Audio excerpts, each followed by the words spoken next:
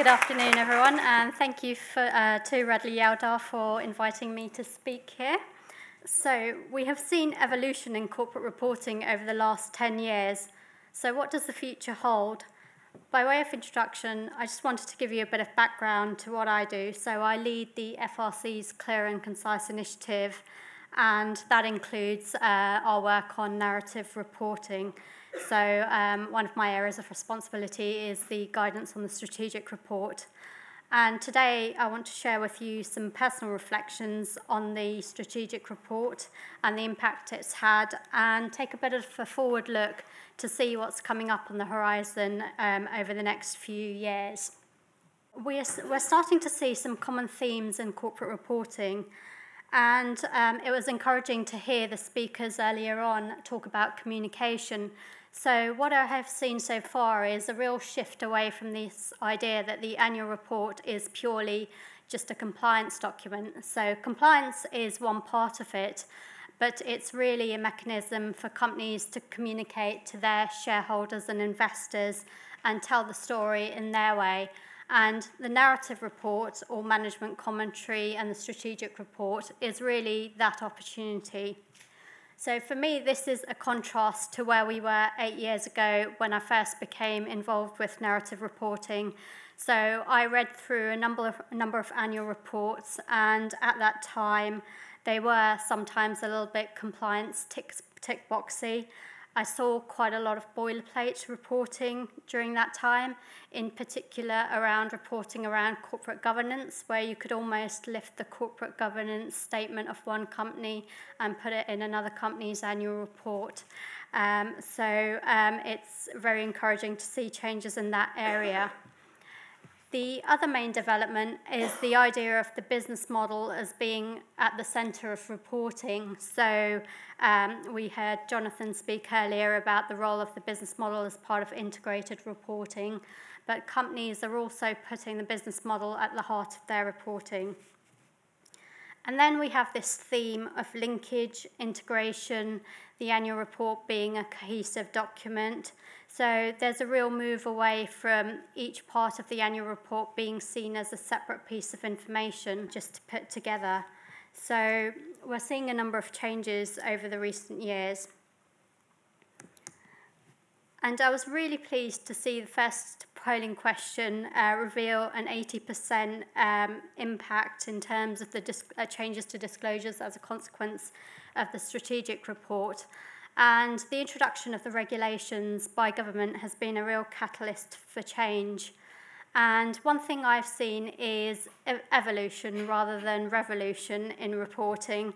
And to me, this has been an understandable development. So the first year was a challenge for companies. So we had new regulations for the strategic report, but also new regulations around remuneration reporting. So this was quite a lot for companies to get to grips with. What I am seeing is a lot more linkage. So this constant theme of reporting around the business model, its strategy, how that relates to the principal risks of the organisation. And this is a real area of change.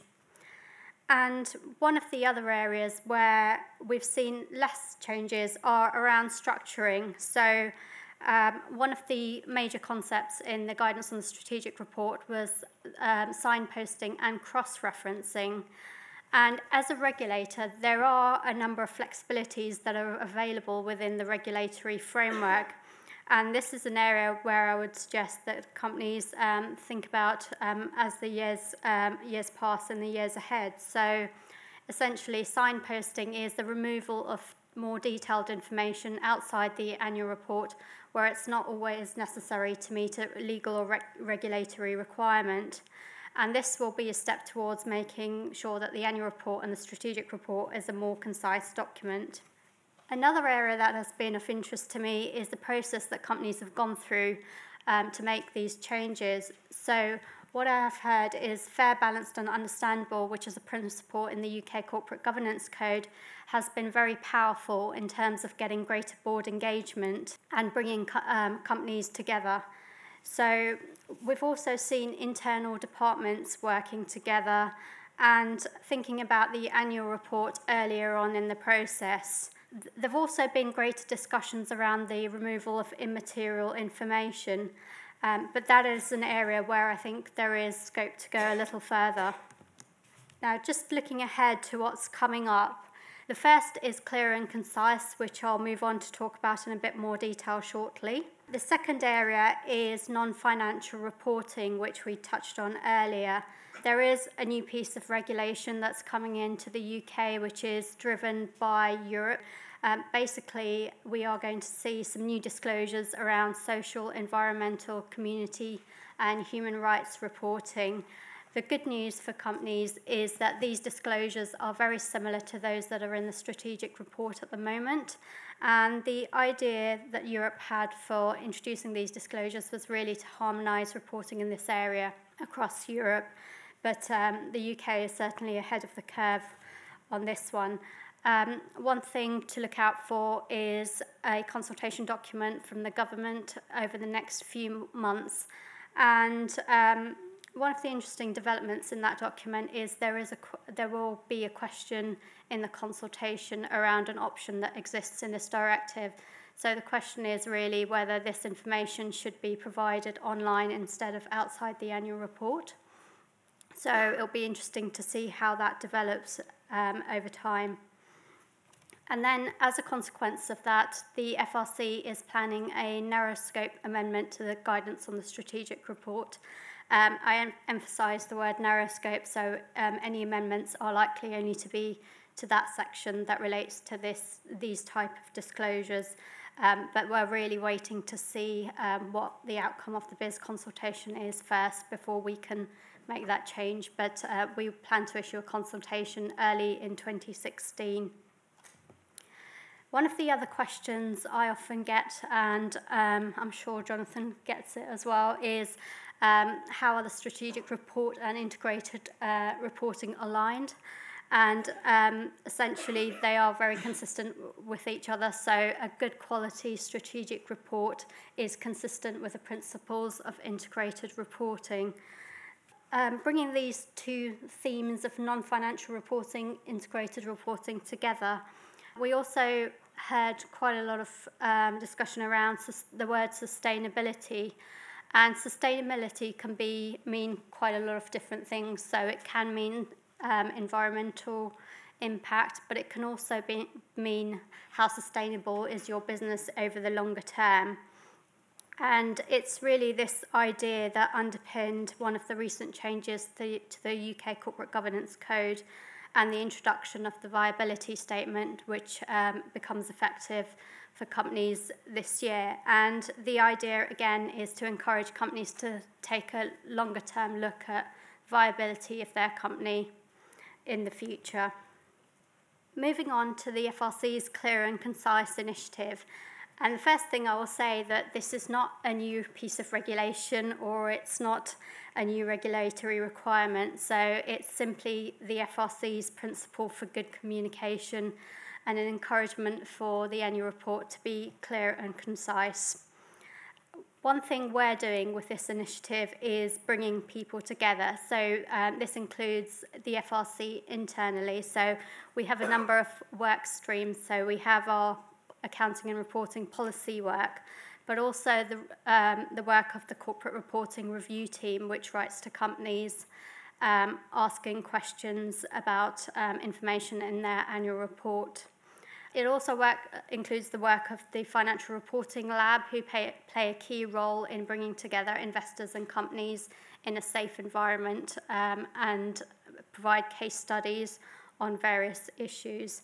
But it's also about external collaboration, so working with organisations such as Radley Yeldar, the IIRC, the International Accounting Standards Board, because all of us, we have the common objective to drive up the quality of corporate reporting, so it makes sense that we're all working together in this space. In terms of my calls to action for the next few years, there are some emerging developments. There is likely to be a continuing trend towards more disclosure by regulators in the short term. And some of this we can influence and push back on.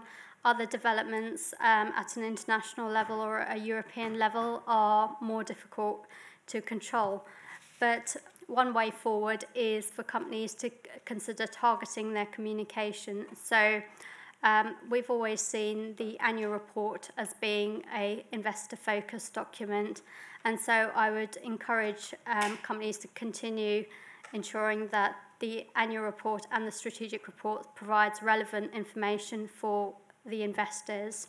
That's not to say that other stakeholders don't have a legitimate interest in what a company is doing, but the way things are moving is to start thinking about alternative channels for communicating that information and perhaps making use of digital.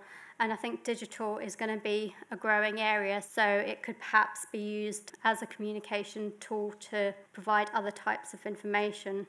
And the second point I just wanted to highlight is a continuing emphasis on materiality. So as part of your internal discussions, to continue to challenge why information is there, what purpose does it serve, is it material in the context of your investor reporting? And although it may be hard to do, encourage companies to continue to cut the clutter and remove immaterial information.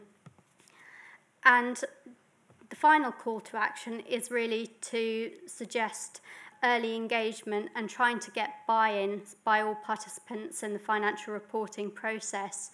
So auditors are often cited as being the blockers to removal of immaterial information. So having those discussions with your auditors at an early stage may be helpful. And the ultimate test would be to ask the question, is your annual report as a whole a clear and concise document? Finally, I just wanted to draw your attention to some recent FRC publications which are available on our website and may be of interest. So the latest document that we've published is a report on the digital present by the Financial Reporting Lab, and this is just observations on investors' views on digital, and the main outcome of this report is that investors prefer PDF rather than HTML. And this is just the first step in the lab's digital project, so the next step will explore the various barriers to digital reporting. So this is a continuing theme of work. And the other report I wanted to draw attention to is a report on smaller listed companies and some of the challenges they face around reporting. So those are out and available on the website. And finally, we are working on a very light touch review of the strategic report over the 2 reporting cycles. And my colleague, Ros St. Pettery, who's in the audience today, is making her way through a number of annual reports. Now, our review is going to be very much a thematic review. It's not going to be as comprehensive as that produced by Radley Elder, but we would like to pick out some of the key themes, and we're aiming to publish something during the autumn to publicise what we've seen so far. Thank you very much.